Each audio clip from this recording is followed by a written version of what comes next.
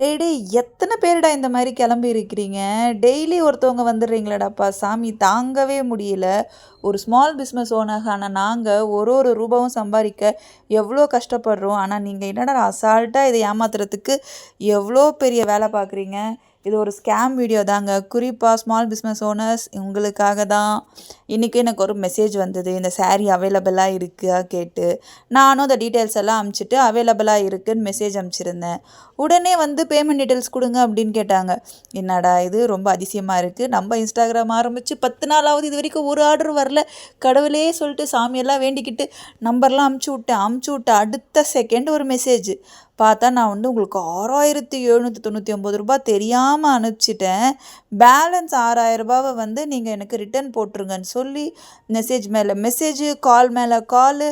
நம்ம தான் ஏற்கனவே இந்த மாதிரி ஸ்கேம் வீடியோலாம் நிறைய வந்து இன்ஸ்டாகிராம்லேயும் யூடியூப்லேயும் பார்த்துருக்குறோம்ல.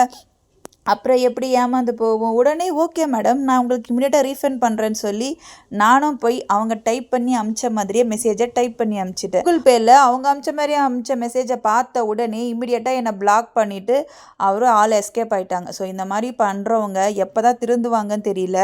நம்ம தான் கொஞ்சம் உஷாராக இருக்கணும். ஸ்மால் பிஸ்னஸ் ஓனர்ஸ் கொஞ்சம் உஷாராக இருங்க. நாங்களே ஜெயிக்கிறோமோ இல்லையோ ஒரு முயற்சி பண்ணுறோம், அது முயற்சியை திருவினையாக்கும் சொல்லிட்டு போராடிட்டு இருக்கிறோம். இதுக்கு நடுவில் இதுங்கெல்லாம் வேறு முடியலடா சாமி.